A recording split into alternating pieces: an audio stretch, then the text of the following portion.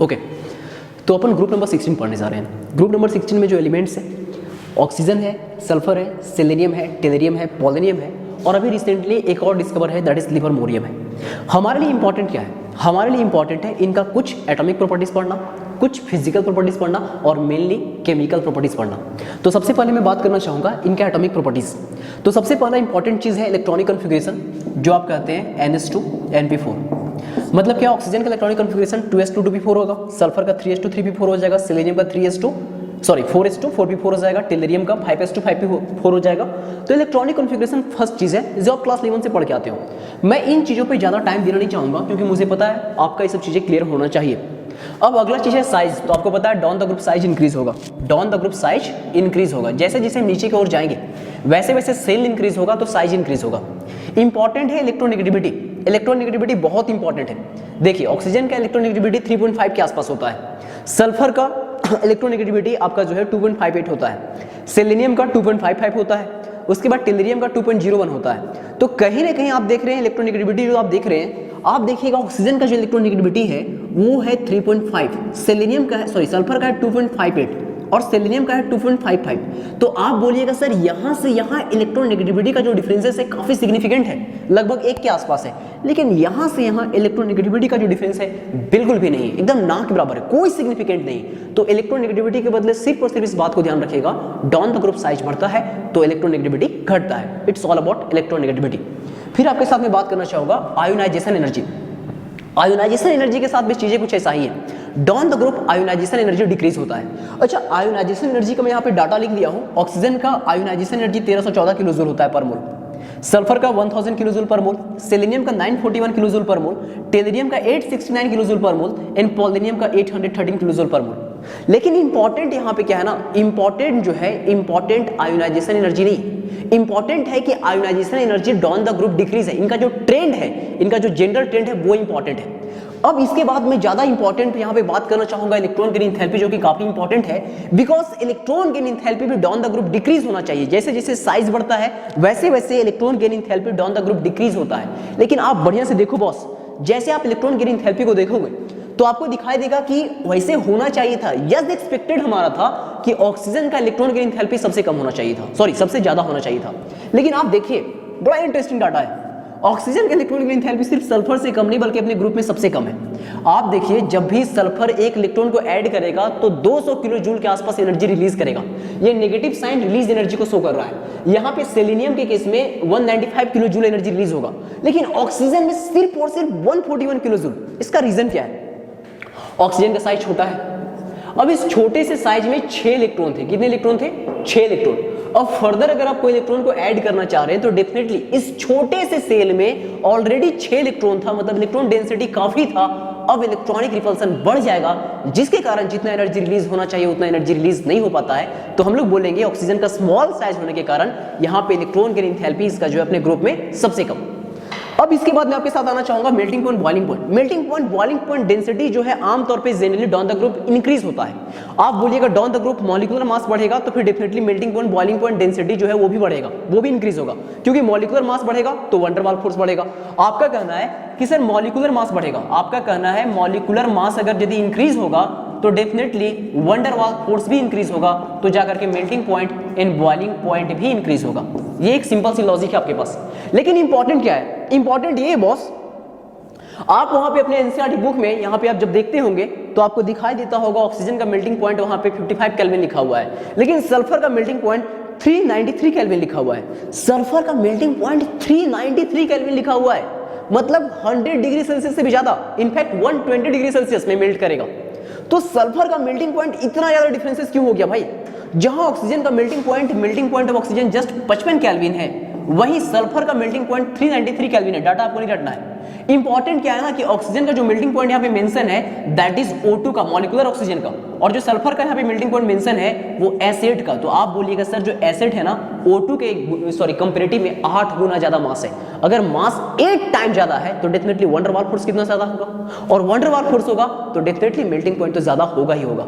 I think ये clear है, very good. अब यहाँ के बाद मैं आपके साथ एटॉमिक प्रॉपर्टीज हो गया, ये तो एटम का प्रॉपर्टीज था। बस एक बात ध्यान रखिएगा, एक नया एलिमेंट डिस्कवर हो चुका है लिबरमोरियम। इसका मास उसको कुछ याद नहीं कीजिएगा कि इसका मास वगैरह होता है 292 होता है, ऐसा कोई जरूरी नहीं। बस इसका सिर्फ आपको ध्यान रखना है, एक नया एलिमेंट डिस्कवर है जिसका नाम है लिबरमोरियम।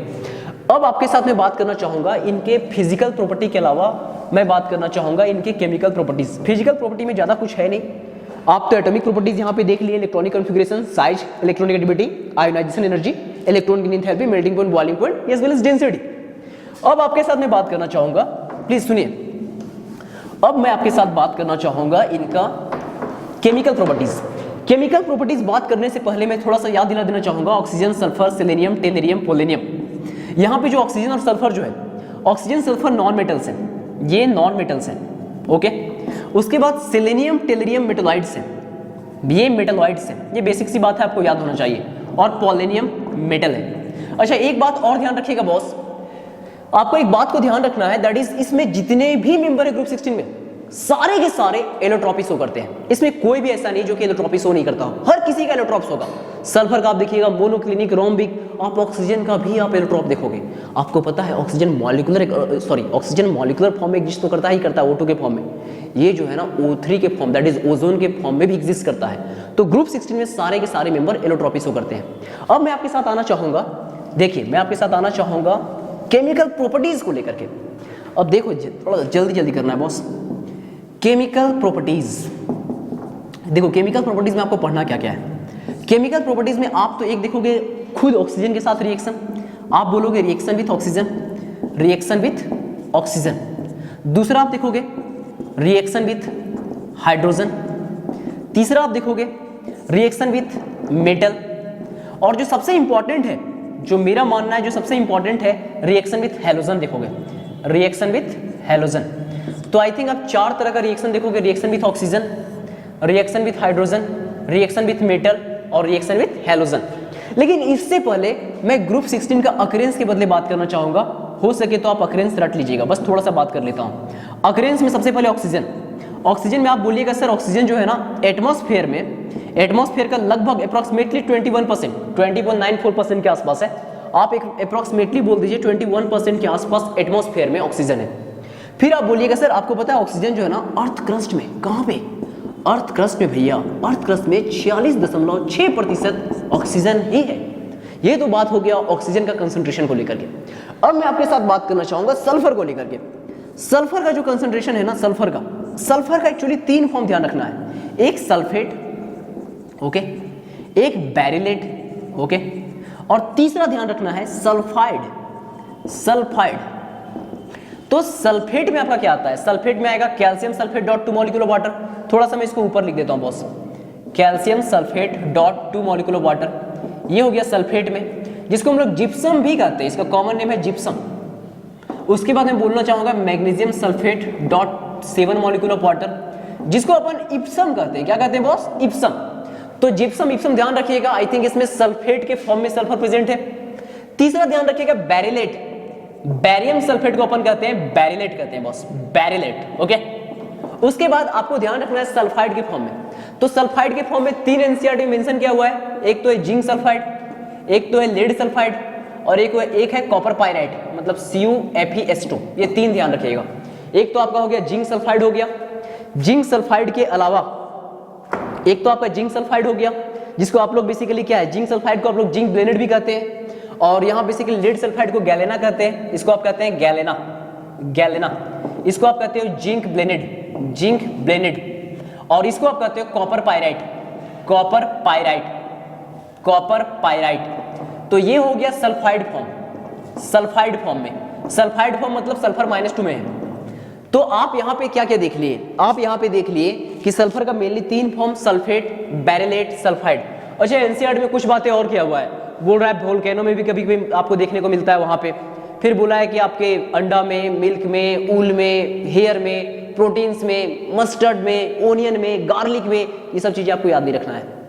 फिर आपके साथ यहाँ पे बात आएगा सेलेनियम और टेलरियम को लेकर के। तो आप बोलिएगा जो सेलेनियम और टेलरियम हो गए ना, यहाँ पे 3rd नंबर पे आप बात कीजिएगा सेलेनियम एंड टेलरियम। आप बोलिएगा सल्फाइड और के साथ ही थोड़ा बहुत इनका मात्रा भी प्रेजेंट होता है। फिर मैं पूछूंगा पोलेनियम, तो आप बोलोगे बॉस पोलेनियम जो है ना वो रेडियो एक्टिव एलिमेंट है। तो पोलेनियम बेसिकली क्या है ना, पोलेनियम है वो डीके प्रोसेस ऑफ यूरेनियम और थोरियम, यूरेनियम और थोरियम के टूटने से, उसके रेडियो एक्टिव डीके होने से बॉस पोलोनियम का सिंथेसिस होता है। तो this is all about the occurrence, जिसको आपको बढ़िया से याद रखना है। अब अकरेंस तो हो गया।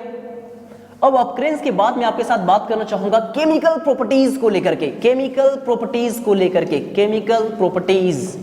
अब जैसे केमिकल प्रॉपर्टीज को लेकर के मैं आपके साथ बात करना चाहूंगा, प्लीज देखिएगा, प्लीज देखिए।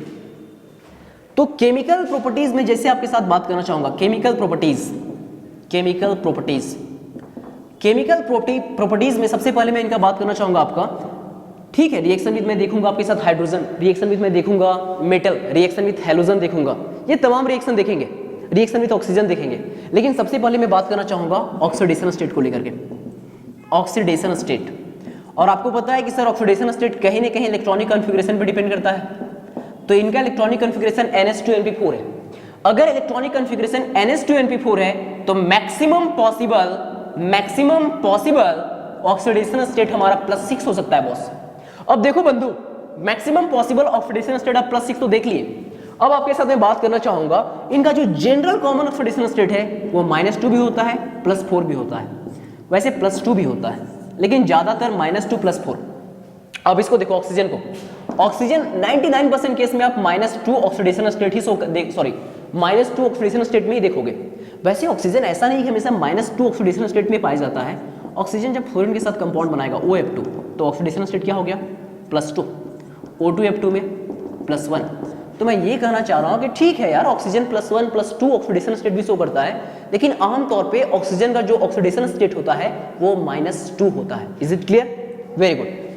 अब आपके साथ यहाँ पे ऑक्सीजन का ऑक्सीडेशन स्टेट में आपके साथ बात कर लिया। अब इसके बाद मैं आपके साथ क्या बात करने वाला हूँ, इसके बाद मैं आपके साथ बात करने वाला हूँ इनके बारे में कि sir maximum possible oxidation state तो +6 होता है, लेकिन जो नीचे वाला मेंबर है oxygen, sulphur, selenium, tellurium, polonium, जो नीचे वाला मेंबर है पोलोनियम वगैरह, रेयरली ही +6 ऑक्सीडेशन स्टेट कोई कंपाउंड बनाएगा, ये +4 तक में बनाएगा। बिकॉज क्यों? Inert pair effect. क्या? Inert pair effect. आपको पता है कि यहाँ पे P ब्लॉक में जो लोअर मेंबर होते हैं वो ग्रुप के मैक्सिमम पॉसिबल ऑक्सीडेशन स्टेट से 2 कम ऑक्सीडेशन स्टेट शो करते हैं, that is inert pair effect. Due to inert pair effect आप पोलोनियम को +4 में देखिएगा, पोलोनियम ही नहीं बल्कि टेलेरियम को भी देखिएगा, इनका +4 ऑक्सीडेशन स्टेट ज्यादा स्टेबल है, ना कि +6, ना कि +6, ना कि +6। सल्फर को आप देखोगे, सल्फर +6 में ज्यादा स्टेबल है। अच्छा, आप ऑक्सीजन के बदले तो बोलोगे -2। मैं पूछूंगा क्या नीचे वाले member minus oxidation state show करेंगे क्या? आप बोलोगे यार नहीं, नीचे वाले मेंबर जो है ना वो माइनस ऑक्सीडेशन स्टेट शो नहीं करेंगे, because down the group metallic character बढ़ेगा, और अगर मेटालिक टेंडेंसी बढ़ते जाएगा तो डेफिनेटली हम कह सकते हैं माइनस ऑक्सीडेशन स्टेट शो करने का टेंडेंसी भी घटेगा। तो ये तो बातें हो गई ऑक्सीडेशन स्टेट को लेकर के। अब मैं आपके साथ बात करना चाहूंगा इनका रिएक्शन विथ हाइड्रोजन। सबसे पहले रिएक्शन विथ हाइड्रोजन। अब रिएक्शन विथ हाइड्रोजन को बढ़िया से देखिए बॉस, जैसे आप देखोगे ना रिएक्शन विथ हाइड्रोजन तो इनका हाइड्राइड कुछ इस तरह से बनेगा। देखिए E2H type hydride, sorry not E2H type, H2E type. For example H2O, H2S, H2Se, H2Te, H2PO। तो ये बेसिकली क्या है ना, पोलोनियम को हटा देते हैं, रेडियो एक्टिव है। प्लीज मैं बोल रहा हूँ इनका हाइड्राइड कुछ ऐसा बनेगा, H2O, H2S, H2Se, H2Te। Oxygen के साथ 2 हाइड्रोजन, सल्फर के साथ 2 हाइड्रोजन, सेलेनियम के साथ 2 हाइड्रोजन। आप बोलिएगा डाउन द ग्रुप, आप बोलिएगा साइज बेसिकली क्या होगा, इंक्रीज होगा। डाउन द ग्रुप अगर यदि सेंट्रल एटम का साइज इंक्रीज होगा तो डेफिनेटली आप कहिएगा बॉन्ड लेंथ इंक्रीज होगा। आप देखो ऑक्सीजन हाइड्रोजन के बॉन्ड लेंथ से ज्यादा होगा सल्फर हाइड्रोजन का बॉन्ड लेंथ, उससे ज्यादा होगा सेलेनियम हाइड्रोजन का बॉन्ड लेंथ। तो आपका कहना है down the group bond length increase होगा। अगर बॉन्ड लेंथ इंक्रीज होगा तो डेफिनेटली थर्मल स्टेबिलिटी घटेगा, और थर्मल स्टेबिलिटी घटेगा तो बॉन्ड डिसोसिएशन एनर्जी भी घटेगा। कम एनर्जी देंगे और बॉन्ड टूटते जाएगा, बॉन्ड डिसोसिएशन एनर्जी भी घटेगा। आप बोल रहे हैं कि down the group bond length increase होगा, down the group bond length increase होगा। तो आप कह रहे हैं यदि बॉन्ड लेंथ इंक्रीज होगा तो थर्मल स्टेबिलिटी क्या होगा, घटेगा। और थर्मल स्टेबिलिटी अगर यदि घटेगा तो बॉन्ड डिसोसिएशन एनर्जी मुझे कम लगाना पड़ेगा, आसानी से बॉन्ड टूटेगा। यहाँ बॉन्ड बड़ा मुश्किल से टूटेगा क्योंकि छोटा बॉन्ड है, यहाँ बॉन्ड थोड़ा सा आसान से टूटेगा, यहाँ और आसानी से। आप बोलिएगा सर बॉन्ड का लंबाई बढ़ते जाएगा, तो बॉन्ड आसानी से टूटते जाएगा।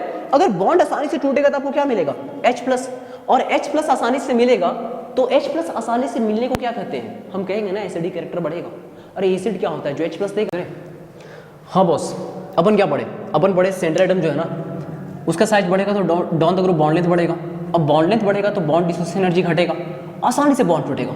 अगर बॉन्ड आसानी से टूटेगा तो H+ आसानी से मिलेगा। अब H+ आसानी से मिलेगा तो एसिडिक कैरेक्टर बढ़ेगा। अच्छा एसिडिक कैरेक्टर बढ़ेगा तो बेसिक कैरेक्टर तो घटेगा ही ना। आप बोलोगे यार अगर कोई चीज अच्छा एसिड है तो बेसिक तो सॉरी वो बेस तो बहुत खराब होगा, तो आप बोलोगे down the group bond length बढ़ रहा है तो बेसिकली बॉन्ड आसानी से टूटेगा। बॉन्ड आसानी से टूटेगा तो H+ मिलेगा, और H+ आसानी से मिलना मतलब एसिडिक कैरेक्टर बढ़ेगा, एसिडिक कैरेक्टर बढ़ेगा। अगर एसिडिक कैरेक्टर बढ़ रहा है तो डेफिनेटली बेसिक कैरेक्टर घटेगा। आपका कहना है, पहला बात कहना है कि बॉन्ड लेंथ बढ़ेगा, ओके मान लिए। दूसरा बात है कि बॉन्ड डिसोसिएशन एनर्जी घटेगा, ये भी मान लिए। तीसरी बात है एसिडिक कैरेक्टर बढ़ेगा, एसिडिक कैरेक्टर बढ़ेगा, ये भी मान लिए। चौथा बात बेसिक कैरेक्टर घटेगा, बेसिक कैरेक्टर घटेगा, ये भी मान लिए। अब पांचवा बात क्या है, पांचवा बात ये है बॉस कि down the group basically bond length बढ़ेगा तो आसानी से H+ मिलेगा। अब आसानी से H+ मिलना, और आपको पता है एडिशन ऑफ हाइड्रोजन क्या होता है, रिडक्शन। तो down the group bond length अगर बढ़ेगा तो H+ आसानी से मिलेगा। अरे यार बॉन्ड टूटेगा तो H+ आसानी से मिलेगा, और H+ का मिलना मतलब क्या है कि रिड्यूसिंग पावर बढ़ना, क्योंकि H+ अगर निकला है तो किसी न किसी के साथ जाकर के H+ जुड़ेगा, तो एडिशन ऑफ H+ क्या होगा, रिडक्शन होगा। तो आप कह रहे हैं कि नीचे की तरफ रिड्यूसिंग कैरेक्टर इंक्रीज हो रहा है। आपका कहना है कि नीचे की तरफ रिड्यूसिंग कैरेक्टर इंक्रीज हो रहा है, रिड्यूसिंग कैरेक्टर इंक्रीज हो रहा है, रिड्यूसिंग कैरेक्टर इंक्रीज हो रहा है। अब सबसे इंपॉर्टेंट क्या है ना, मेल्टिंग पॉइंट, बॉइलिंग पॉइंट। आपको पता है कि कोवेलेंट कंपाउंड में हम लोग मेल्टिंग पॉइंट, बॉइलिंग पॉइंट के लिए तीन चीजों का ध्यान रखते हैं। सबसे पहले देखते हैं हाइड्रोजन बॉन्डिंग, उसके बाद देखते हैं डाइपोल, और थर्ड में क्या देखते हैं, वंडर वाल फोर्स। तो आप बोलिएगा डाउन द ग्रुप मॉलिक्यूलर मास बढ़ रहा है, क्योंकि हाइड्रोजन तो कॉमन है, लेकिन यहाँ देखिए सल्फर, सेलेनियम, टेलेरियम, पोलेनियम जो भी है, मतलब ऑक्सीजन, सल्फर, सेलेनियम, टेलेरियम। तो डाउन द ग्रुप आपका कहना है मॉलिक्यूलर मास बढ़ेगा। अगर मॉलिक्यूलर मास बढ़ रहा है तो डेफिनेटली आप कह सकते हो कि मॉलिक्यूलर मास अगर यदि इंक्रीज हो रहा है, इसका मतलब क्या है कि melting point and boiling point increase होगा। आपका कहना है कि down the group molecular mass अगर यदि इंक्रीज हो रहा है तो melting point as well as boiling point बढ़ना चाहिए। लेकिन आपका कहना है कि डाउन द ग्रुप मास बढ़ेगा तो वंडर वाल फोर्स बढ़ेगा, और वंडर वाल फोर्स बढ़ेगा तो मेल्टिंग पॉइंट, बॉइलिंग पॉइंट बढ़ेगा। लेकिन बॉस इस बात को ध्यान दो, यहाँ पे वाटर में क्या है, H2O में क्या हाइड्रोजन बॉन्डिंग है, क्या है हाइड्रोजन बॉन्डिंग, और हाइड्रोजन बॉन्डिंग होने के कारण H2O में जो मेल्टिंग पॉइंट है, बॉइलिंग पॉइंट है, सिर्फ और सिर्फ H2O का मेल्टिंग पॉइंट, बॉइलिंग पॉइंट सिर्फ और सिर्फ H2S से ही नहीं बल्कि अपने ग्रुप में सबसे ज्यादा हो जाता है। इसका मेल्टिंग पॉइंट, बॉइलिंग पॉइंट अपने ग्रुप में सबसे ज्यादा होता है। तुमको पता है वाटर का मेल्टिंग पॉइंट 273 केल्विन होता है, बॉइलिंग पॉइंट 373 केल्विन होता है। तो वाटर का H2O का मेल्टिंग पॉइंट, बॉइलिंग पॉइंट अपने ग्रुप में सबसे ज्यादा हो जाता है, सबसे ज्यादा हो जाता है।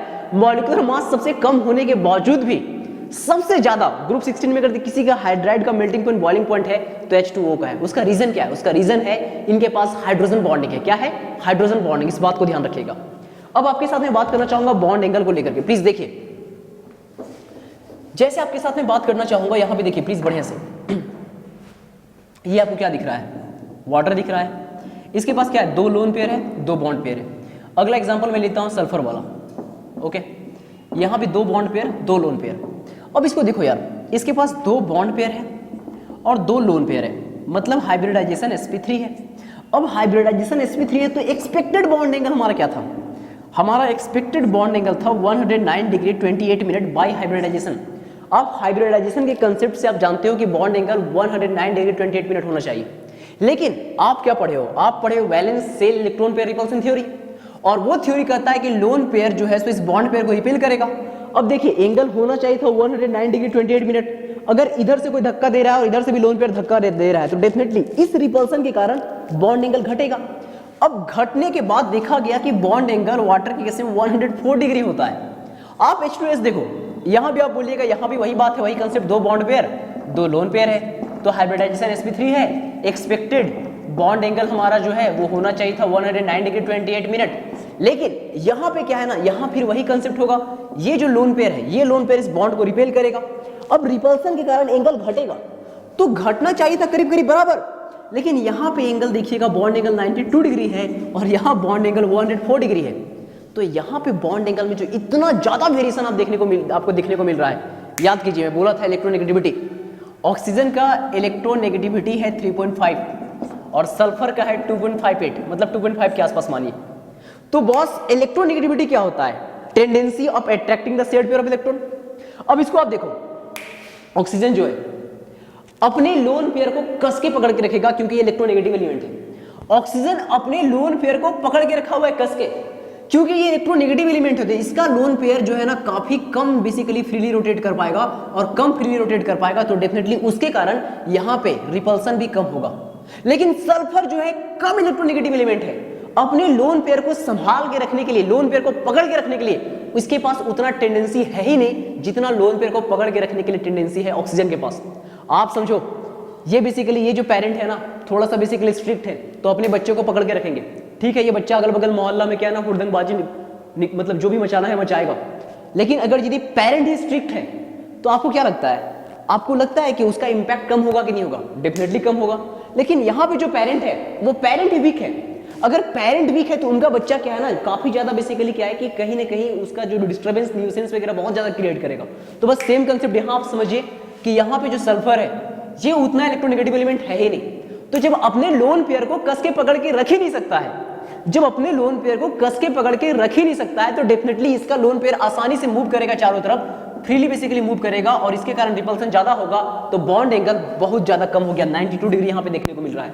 लेकिन इसका जो यहाँ पे लोन पेयर है उतना आसानी से उतना फ्रीली रोटेट नहीं कर पाएगा, तो बॉन्ड एंगल उतना ज्यादा नहीं घटा। इस बात को ध्यान रखिएगा।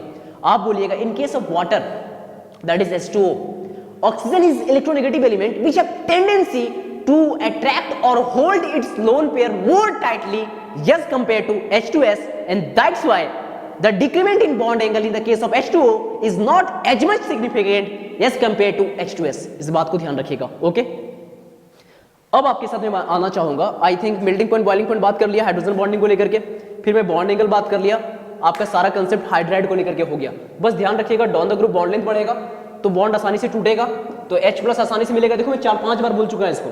तो H प्लस आसानी से मिलेगा मतलब एसिडिक कैरेक्टर बढ़ेगा, एसिडिक कैरेक्टर बढ़ेगा मतलब बेसिक कैरेक्टर घटेगा। और दूसरी बात ध्यान रखना भैया, डॉन द ग्रुप अगर यदि H प्लस आसानी से मिलेगा, अबे किसी के साथ तो जाके H प्लस जुड़ेगा, और एडिशन ऑफ H प्लस क्या होता है? रिडक्शन। तो down the group reducing character बढ़ेगा। इस बात को भी एकदम ठोक ठठा के घुसा लो। ओके चलो ठीक है। अब मैं आपके साथ बात करना चाहूंगा, थोड़ा सा स्पीड के साथ कोऑपरेट कीजिएगा, थोड़ा सा फास्ट रहूंगा, लास्ट टाइम है, प्लीज देखिए। मैं बात करना चाहूंगा इनका रिएक्शन विथ ऑक्सीजन। अब ऑक्सीजन के साथ ये दो तरह का ऑक्साइड बनाएगा, एक तो EO2 और एक EO3। For example sulphur dioxide, sulphur trioxide, selenium dioxide, selenium trioxide, टेलेरियम dioxide, टेलेरियम trioxide. मुझे मत कर देना कि पोलेनियम डाइऑक्साइड और पोलेनियम बेसिकली क्या है ना, सॉरी मत कर दीजिएगा पोलेनियम डाइऑक्साइड और पोलेनियम ट्राइऑक्साइड, बिल्कुल नहीं। +6 नहीं, इनर पेयर इफेक्ट। वैसे ये भी +6 में ज्यादा स्टेबल नहीं रहेगा, ये भी चाहेगा कि किसी दूसरे को ऑक्सीडाइज करे और खुद रिड्यूस हो जाए। हम पूछेंगे TO3 क्या होगा, हम पूछेंगे थोड़ा देखिए ऑक्सीजन का ही देख लो। EO2 में EO2 मतलब EO2 कितना हो गया? अरे EO2 मतलब O3 हो गया, E मतलब ऑक्सीजन और O2 क्या हो गया? ऑक्सीजन 3 हो गया, ओजोन हुआ ना जी। तो आप बोलिएगा ओजोन। अच्छा इसका EO4 नहीं बनता है, O4 एग्जिस्ट नहीं करता है, ऐसा मत कर दीजिएगा। सुनिए प्लीज, पहली बात तो मैं पूछूंगा EO2 में ऑक्सीडेशन स्टेट कितना है, तो आप बोलिएगा सर EO2 में ऑक्सीडेशन स्टेट जनरली +4 होगा, EO3 में +6 होगा। तो आपका कहना है कि EO3 में ऑक्सीडेशन स्टेट +6 है और EO2 में +4 है। तो इस बात को आप बहुत बढ़िया से जानते हैं कि ऑक्सीडेशन स्टेट अगर यदि इंक्रीज होगा तो पोलराइजेशन इंक्रीज होगा, और पोलराइजेशन इंक्रीज होगा तो कोवेलेंट कैरेक्टर इंक्रीज होगा, और साथ साथ में एसिडिक कैरेक्टर भी इंक्रीज होगा। आपका कहना है कि सर ऑक्सीडेशन स्टेट अगर यदि बढ़ेगा तो डेफिनेटली यहाँ ऑक्सीडेशन स्टेट +4 है, यहाँ +6 है, तो ऑक्सीडेशन स्टेट अगर यदि बढ़ेगा तो कोवेलेंट कैरेक्टर बढ़ेगा। मैं पूछूंगा ज्यादा कोवेलेंट कौन है, EO2 या EO3, तो आप बोलिएगा EO3। मैं पूछूंगा ज्यादा एसिडिक कौन होगा, EO2 या EO3, आप बोलिएगा सर ऑक्सीडेशन स्टेट जो होता है ना वो डायरेक्टली प्रोपोर्शनल होता है एसिडिक नेचर पे। ओके, तो आपका कहना है ऑक्सीडेशन स्टेट बढ़ेगा तो एसिडिक कैरेक्टर बढ़ेगा, इस बात को ध्यान रखिएगा। अब आपके साथ हम बात करना चाहेंगे स्टेबिलिटी ऑफ ऑक्साइड को लेकर के। आपको पता है कि डॉन द ग्रुप जो बेसिकली हायर मेंबर होते हैं इनर्ट पेयर इफेक्ट के कारण +6 नहीं बल्कि +4 ऑक्सीडेशन स्टेट में ज्यादा स्टेबल रहेंगे। आप इसको देखिए, पोलेनियम को, पोलेनियम का +6 तो आप देखोगे ही नहीं। आप टेलेरियम को देखो, टेलेरियम का जो +6 वाला अगर दिया ऑक्साइड होगा मतलब TO3, ये चाहेगा किसी दूसरे को ऑक्सीडाइज करे और खुद रिड्यूस हो जाए, ये चाहेगा खुद रिड्यूस हो जाए, चाहे TO में या फिर TOO2 में। इस बात को ध्यान रखिएगा, मतलब चाहे +2 में जाना चाहेगा या +4 में जाना चाहेगा, लेकिन +6 में बिल्कुल नहीं रहना चाहेगा।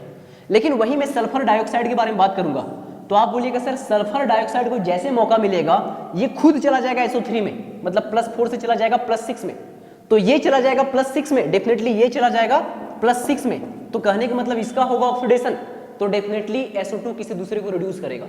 अगर खुद को ऑक्सीडाइज कर रहा है +4 से +6 में जाएगा तो किसी दूसरे को तो रिड्यूस ही करेगा।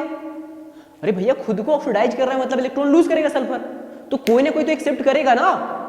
तो आपका कहना है कि सल्फर डाइऑक्साइड जो है इसका टेंडेंसी है कि +4 नहीं बल्कि +6 ऑक्सीडेशन स्टेट में ज्यादा स्टेबल रह सकता है, तो SO2 को मौका मिलेगा तो SO2 चला जाएगा SO3 में। इस बात को ध्यान रखिएगा। तो इस तरह से क्वेश्चन आएगा, पूछेगा ज्यादा बेसिकली एसिडिक कौन सा ऑक्साइड होगा, EO2 या EO3, तो आप बता दीजिएगा ज्यादा एसिडिक होगा EO3, बिकॉज EO3 में ऑक्सीडेशन स्टेट +6 है, ऑक्सीडेशन स्टेट बढ़ेगा तो एसिडिक कैरेक्टर भी बढ़ेगा। ओके, अब मैं आपके साथ बात करने जा रहा हूं रिएक्शन विथ हैलोजन। वैसे रिएक्शन विथ मेटल भी बचा हुआ है, लेकिन मेटल के साथ रिएक्शन उतना भी ज्यादा इंपॉर्टेंट नहीं है इनका, ज्यादा इंपॉर्टेंट यहां पे है रिएक्शन विथ हैलोजन।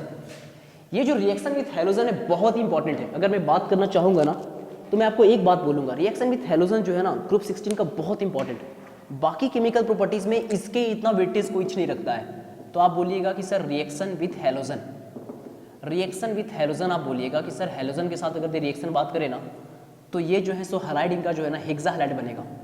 एक तो बनेगा हेक्सा हैलाइड, दूसरा बनाएगा टेट्रा हैलाइड, टेट्रा हैलाइड, ये तीसरा बनाते हैं डाई हैलाइड, डाई हैलाइड, और चौथा बनाते हैं मोनो हैलाइड, मोनो हैलाइड। समझिए चीज़ों को, हेक्सा हैलाइड मतलब EX6, टेट्रा हैलाइड मतलब EX4, डाई हैलाइड मतलब EX2, मोनो हैलाइड मतलब EX। अब समझिए हेक्सा हैलाइड फॉर एग्जांपल मैंने लिया SF6 या SEF6 या TEF6, ये हो गया हेक्सा हैलाइड। अब हेक्सा हैलाइड में ध्यान रखिएगा, हेक्सा हैलाइड में क्या खास बात ध्यान रखना है, आप इसको देखिए, ये सल्फर है, सल्फर के चारों तरफ बेसिकली आप बोलिएगा 6 फ्लोरीन, 1 2 3 4 5 6। वैसे आपको पता है 6 सिग्मा बॉन्ड, 6 सिग्मा बॉन्ड मतलब हाइब्रिडाइजेशन क्या होगा, फटाक से बोलिए, अरे बोलो भाई, आप बोलोगे 6 sigma bond, 6 sigma equal to hybridization sp3d2, geometry octahedral, shape octahedral. Okay, आप बोलिएगा ऑक्टाहेड्रल, बहुत बढ़िया।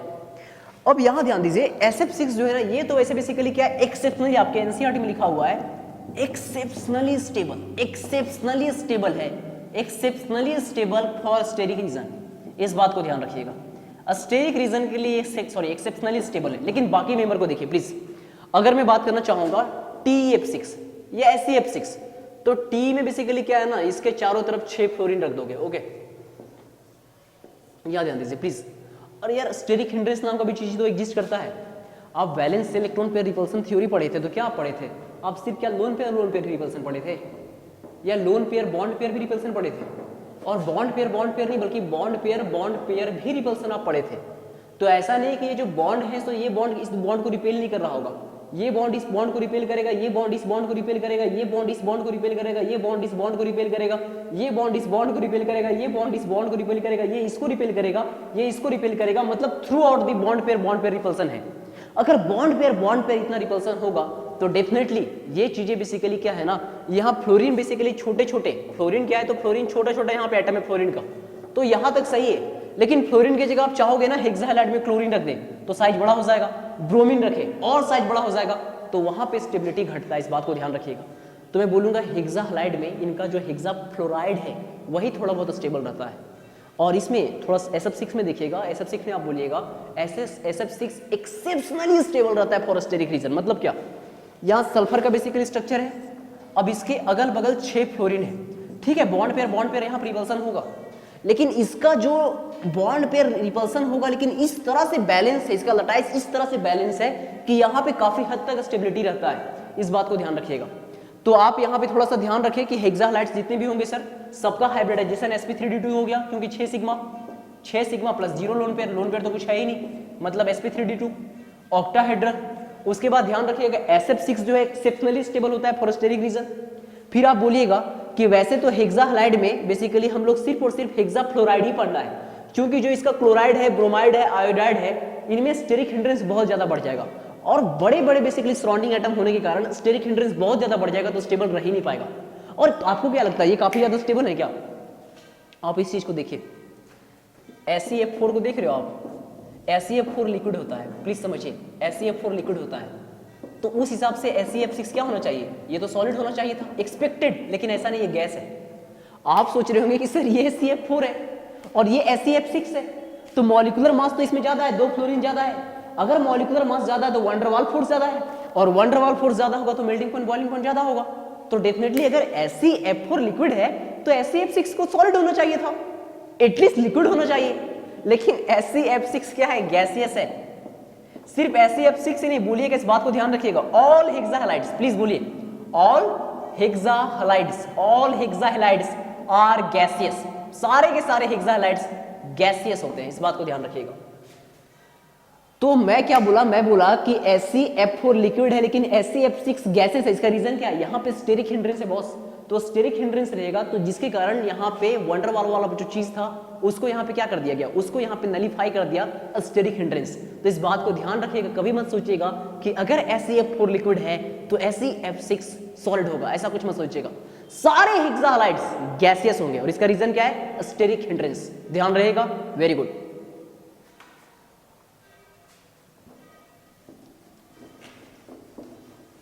अगर मैं कंक्लूड करूं तो 1 मिनट में अगर मैं कंक्लूड करूं हेक्सा हैलाइड्स को, तो मैं क्या बोलूंगा?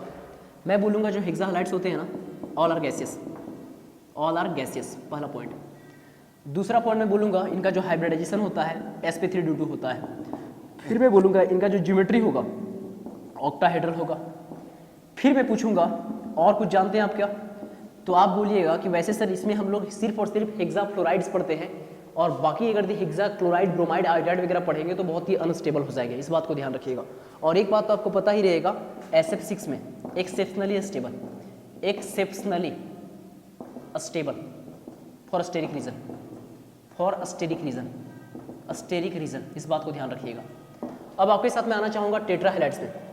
टेट्रा हैलाइड्स मतलब EX4। अच्छा देखो, सेंट्रल एटम के पास ऑटोमोस में कितना इलेक्ट्रॉन था? अरे यार, यहाँ बेसिकली जो भी ग्रुप 16 वाले हैं, ग्रुप 16 का इलेक्ट्रॉनिक कॉन्फ़िगरेशन कितना है जी? NH2 NP4, मतलब 6 इलेक्ट्रॉन है। अरे कितना इलेक्ट्रॉन है? 6 इलेक्ट्रॉन है ऑटोमोस में। अब ऑटोमोस में 6 इलेक्ट्रॉन है, जिसमें आप समझ सकते हैं कि 4 इलेक्ट्रॉन बॉन्ड बनाया है। अरे हेलोजन तो सिंगल बॉन्ड ही बनाते हैं, तो 4 इलेक्ट्रॉन बॉन्ड में बेसिकली पार्टिसिपेट हुआ। अब बाकी बचा 2 इलेक्ट्रॉन, और 2 इलेक्ट्रॉन मतलब एक लोन पेयर। तो आपका कहना है EX4 में 4 होगा बॉन्ड पेयर और 1 होगा लोन पेयर। अरे 1 होगा लोन पेयर, तो मतलब स्टेरिक नंबर आ गया 5। 5 मतलब हाइब्रिडाइजेशन sp3d। अब sp3d आ गया हाइब्रिडाइजेशन, मतलब कुछ ऐसा होना चाहिए। अगर लोन पेयर नहीं रहता तो डेफिनेटली, अगर लोन पेयर नहीं रहता तो इसका ज्योमेट्री क्या होता? इसका ज्योमेट्री होता ट्राइगोनल, और बाद बाकी बेसिकली क्या है? पिरामिडल, सॉरी पिरामिडल नहीं बल्कि बाई पिरामिडल। आप बोलते हैं कि सर यहाँ पे ट्राइगोनल तो दिख रहा है और 2 पिरामिड दिखता है ऊपर नीचे, तो ट्राइगोनल बाई पिरामिडल बोलते हैं। लेकिन आप बोलिएगा कि सर सेंट्रल एटम ये एलिमेंट हो गया। अब यहाँ चूंकि 4 बॉन्ड पेयर है और 1 लोन पेयर है, तो लोन पेयर को हम रखेंगे इक्वेटोरियल पे, रिपल्सन को मिनिमाइज करने के लिए। रिपल्सन को मिनिमाइज करने के लिए लोन पेयर को रखेंगे इक्वेटोरियल पे। अरे भैया, इक्वेटोरियल पे रखेंगे तो बॉन्ड एंगल 120 डिग्री। अब बॉन्ड एंगल 120 डिग्री है तो डेफिनेटली रिपल्सन कम होगा।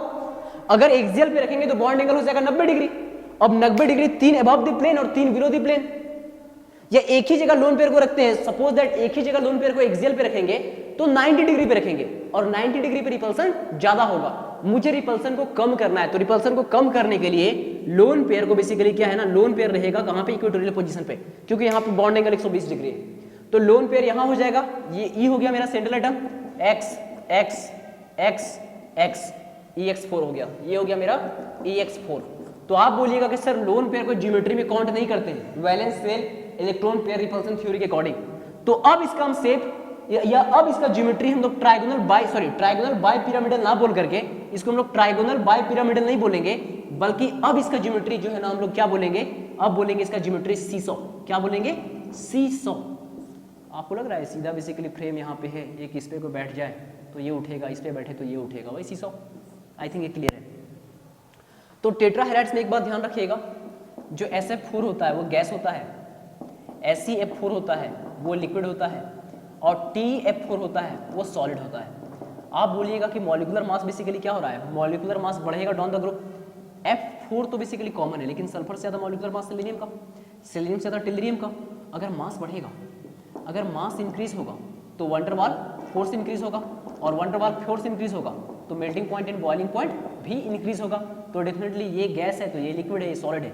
लेकिन फिर ये गलती मत कर दीजिएगा कि TF4 को आप देखें सॉलिड, तो मत सोचिएगा कि बेसिकली जो TF6 है वो भी कम से कम सॉलिड तो होगा ही होगा, हार्ड सॉलिड होगा लेकिन सॉलिड होगा। ना ना ना, हेक्सा हैलाइड, हेक्सा हैलाइड में क्या बोला हूँ, गैसेस। क्या बोला हूँ, gases. Hexa halides are gases in nature, ध्यान रहेगा, वेरी गुड, कभी कंफ्यूज मत हो जाइएगा। अब मैं आपके साथ बात करना चाहूंगा इनका डाई हैलाइड्स को लेकर के। ओके ओके बॉस, कंक्लूड करते हैं। तो कंक्लूड करेंगे तो कंक्लूजन हमारा क्या होगा, हाइब्रिडाइजेशन sp3d, और इनका जो ज्योमेट्री है सीसॉ। बस इस बात को ध्यान रखेंगे। और जो SF4 था गैस था, SeF4 था लिक्विड था, और TF4 जो था वो क्या था, सॉलिड था। इसका रीजन क्या है, मॉलिक्यूलर मास बढ़ रहा है तो वंडर वाल फोर्स बढ़ेगा, तो मेल्टिंग पॉइंट बॉइलिंग पॉइंट बढ़ेगा। तो गैस के बाद लिक्विड, लिक्विड के बाद सॉलिड, बहुत बढ़िया।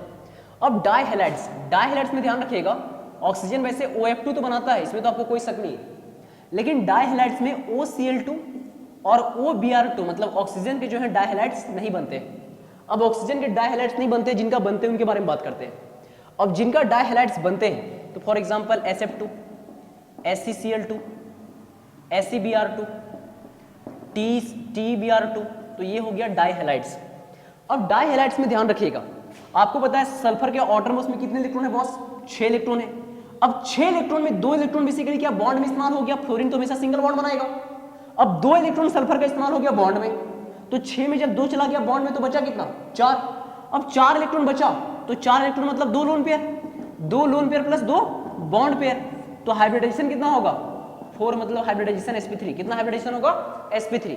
अब sp3 हाइब्रिडाइजेशन होगा, समझिए इसको, जैसे SF2 है तो सल्फर के साथ 2 फ्लोरीन और यहाँ बेसिकली 2 लोन पेयर।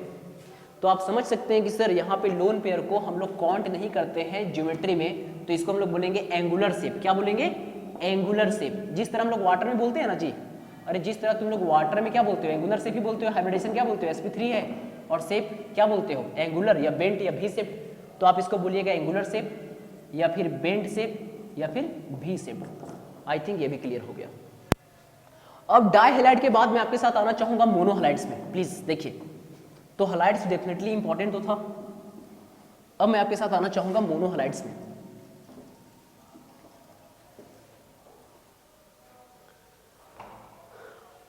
देखिए प्लीज, इनके जो मोनो हैलाइड होते हैं EX, मतलब सपोज दैट SF है, SCl है, SBr है, ये या फिर SeCl है, ये जो मोनो हैलाइड्स होते हैं ना, ये मोनो हैलाइड बेसिकली स्टेबल नहीं होते हैं, डायमराइज करेगा। SF डायमराइज करके बनाएगा S2F2, SeCl डायमराइज करके बनाएगा Se2Cl2, SCl डायमराइज करके बनाएगा S2Cl2, इसी तरह SBr डायमराइज करके बनाएगा S2Br2।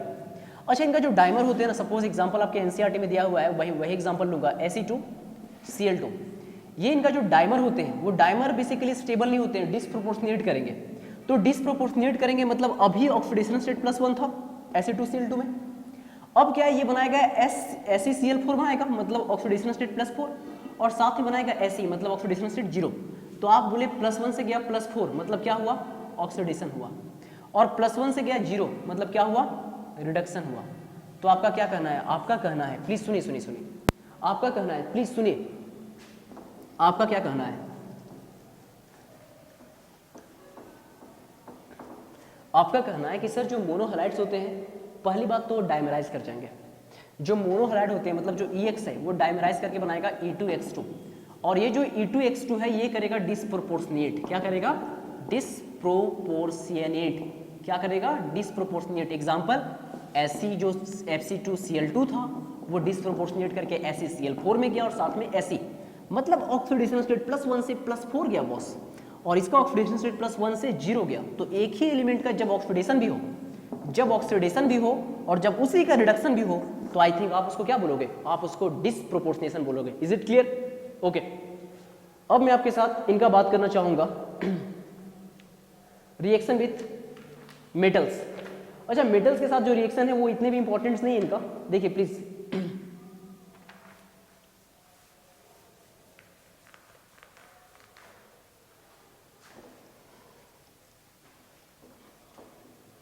मेटल के साथ इनका रिएक्शन इतना ही इंपॉर्टेंट नहीं ग्रुप 16 का। अब बोलिएगा मेटल के साथ ये रिएक्ट करेंगे तो फिर क्या है, जो भी मेटल के साथ ये अपना कंपाउंड बनाएंगे तो आयनिक कंपाउंड होगा, और जैसे जैसे ऑक्सीडेशन स्टेट बढ़ते जाएगा, आप बोलिएगा कि जो भी आयनिक कंपाउंड होगा जैसे जैसे ऑक्सीडेशन स्टेट बढ़ते जाएगा, ऑक्सीडेशन स्टेट अगर यदि इंक्रीज करेगा तो आप बोलिएगा डेफिनेटली ऑक्सीडेशन स्टेट बढ़ेगा मतलब पोलराइजेशन बढ़ेगा, और पोलराइजेशन बढ़ेगा। मेटल का ऑक्सीडेशन स्टेट अगर यदि इंक्रीज करेगा बॉस तो पोलराइजेशन बढ़ेगा ना यार, जान समझ पड़ेगा ना क्लास 11th में।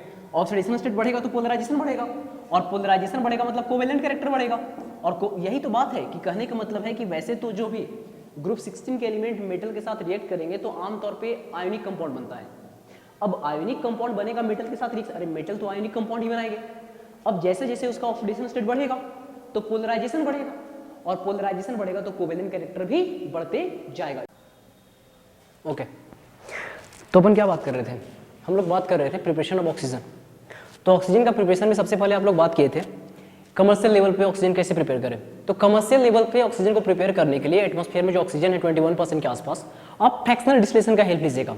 फ्रैक्शनल डिस्टिलेशन की हेल्प से ऑक्सीजन अलग हो जाएगा, नाइट्रोजन अलग हो जाएगा। तो ये बड़ा आसान सा तरीका है। अब दूसरी बात बेसिकली हम लोग किए थे, एक तो हो गया फ्रैक्शनल डिस्टिलेशन, दूसरा तरीका हमारे पास हो गया इलेक्ट्रोलाइसिस ऑफ वाटर। जब वाटर का आप इलेक्ट्रोलाइसिस करते हो तो आपको एनोड पे ऑक्सीजन मिलता है। तो दो तरीका तो हो गया कमर्शियल लेवल पे, लेकिन जब हमें स्मॉल स्केल में प्रिपरेशन करना पड़ेगा लेबोरेटरी मेथड में, तो पहला तरीका हम यहाँ पे अपनाएंगे हीटिंग क्लोरेट, नाइट्रेट या परमैग्नेट। एक्चुअली क्या है ना, क्लोरेट में ऑक्सीडेशन स्टेट कितना होता है +5, नाइट्रेट में कितना होता है +5, परमैग्नेट में कितना होता है मैंगनीज का +7।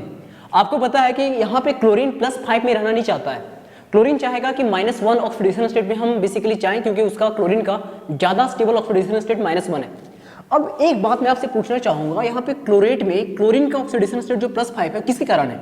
आप बोलिएगा डेफिनेटली +5 ऑक्सीडेशन स्टेट इसका ऑक्सीजन के कारण है। तो ये चाहेगा कि ऑक्सीजन से निजात पाए, ऑक्सीजन को बेसिकली क्या है कि अपने आप से हटाने की कोशिश करेगा, मतलब ये डिकम्पोज होगा, ऑक्सीजन अलग, और फटाक से -1 ऑक्सीडेशन स्टेट में आना चाहेगा। इसी तरह परमैग्नेट के साथ है, इसी तरह नाइट्रेट के साथ है। अब आपके साथ में बात करना चाहूंगा बाय हीटिंग हाइड्रोजन परऑक्साइड। देखिए जहां जहां परऑक्साइड लिंकेज आप देखते हैं, अल्ट्रावायलेट रेज हो, चाहे हीट हो, चाहे इलेक्ट्रिसिटी वगैरह हो, इनके प्रेजेंस में जहां जहां आप देखिएगा परऑक्सी लिंकेज, तो परऑक्साइड बॉन्ड बेसिकली टूटना चाहेगा। क्योंकि आपको पता है यहाँ पे जब हाइड्रोजन परऑक्साइड के बदले आप बात कर रहे हैं, तो हाइड्रोजन परऑक्साइड के बदले जब आप बात कीजिएगा तो ऑक्सीजन ऑक्सीजन में यहाँ पे सिंगल बॉन्ड है, और आपको पता है कि ऑक्सीजन ऑक्सीजन का जो सिंगल बॉन्ड होता है वो बहुत ही अनस्टेबल होता है। तो ये चाहेगा कि डेफिनेटली यहाँ से ब्रेक हो, डेफिनेटली चाहेगा कि यहाँ पे परऑक्सी लिंकेज को ब्रेक करें और यहाँ पे -1 ऑक्सीडेशन स्टेट से -2 में जाए, क्योंकि थर्मोडायनेमिकली -2 ऑक्सीडेशन स्टेट जो होता है ऑक्सीजन का वो ज्यादा स्टेबल होता है। तो आप दो तरीका देखिए, पहला तरीका आप देखिए हीटिंग क्लोरेट, नाइट्रेट, परमैग्नेट, और दूसरा तरीका देखिए बाय हीटिंग हाइड्रोजन परऑक्साइड। अब तीसरा तरीका मैं आपके साथ बात करना चाहूंगा by heating oxide of least reactive metals.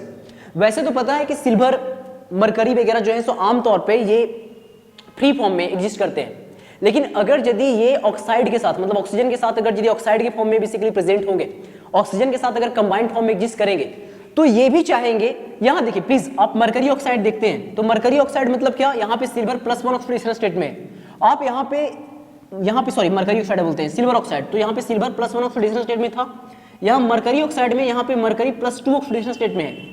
अब जब आप इसका देखिएगा कि सर अगर यदि सिल्वर +1 में, मतलब सिल्वर से जब हम सिल्वर प्लस में लेके जाना चाहेंगे +1 में, या मरकरी से हम मरकरी का +2 में लेके जाना चाहेंगे, तो डेफिनेटली जब इसका आप एसओपी निकालोगे, स्टैंडर्ड ऑक्सीडेशन पोटेंशियल, तो आपको स्टैंडर्ड ऑक्सीडेशन पोटेंशियल सिल्वर का सिल्वर प्लस में आने में आपको नेगेटिव वैल्यू मिलेगा। इसका मतलब क्या है, इसका मतलब है सिल्वर नेटिव फॉर्म में 0 में रहना चाहेगा, मरकरी भी 0 में रहना चाहेगा। ये नहीं चाहेंगे कि सिल्वर से सिल्वर प्लस में जाए और मरकरी से +2 में जाए। तो इसीलिए जैसे इनको मौका मिलेगा तो वैसे बेसिकली सिल्वर ऑक्साइड जो है +1 से 0 में चला जाएगा, और ये जो बेसिकली मरकरी +2 से यहाँ पे 0 में चला जाएगा। आप बोलिएगा सर इनका जो रिडक्शन पोटेंशियल है, सिल्वर का जो रिडक्शन पोटेंशियल है Ag+1 से अगर Ag में जाएगा तो डेफिनेटली यहाँ पे SRP इसका पॉजिटिव होगा, मतलब ये जो रिएक्शन है फेवरेबल है, ये रिएक्शन फेवरेबल है, ये रिएक्शन जो है स्पॉन्टेनियस है। इसी तरह मरकरी के बारे में आप बात कीजिएगा, बोलिएगा जो मरकरी +2 से अगर मरकरी 0 में जाना चाहेगा तो इसका जो SRP है, इसका SRP भी बेसिकली पॉजिटिव होगा, तो डेफिनेटली ये रिएक्शन फेवरेबल है। तो ये रिएक्शन चाहेगा कि +1 से 0 में जाए, या मरकरी चाहेगा +2 से 0 में जाए। तो ये तो बातें हो गया यहाँ ऑक्सीजन का प्रिपरेशन को लेकर के लेबोरेटरी मेथड। अब आपके साथ में बात करना चाहूंगा ऑक्सीजन का कुछ प्रॉपर्टीज को लेकर के। तो पहली बात आपको ध्यान रखना है, सिंपल सी बात, ऑक्सीजन के 3 स्टेबल आइसोटोप्स होते हैं। एक का मॉलिक्यूलर मास 16 है, किसी का मॉलिक्यूलर मास 17 है और एक का मॉलिक्यूलर मास 18 है। वैसे जो मोस्ट कॉमन आप देखते हो वो 16 देखते हो। अगर अगला बात मैं करना चाहूंगा आपको ऑक्सीजन को लेकर के, तो आप बोलिएगा सर जो ऑक्सीजन होता है ना, ऑक्सीजन पैरामैग्नेटिक है। ऑक्सीजन क्या है? पैरामैग्नेटिक है। इसका पैरामैग्नेटिक नेचर को हम लोग एक्सप्लेन करते हैं एमओटी की हेल्प से। किसकी हेल्प से?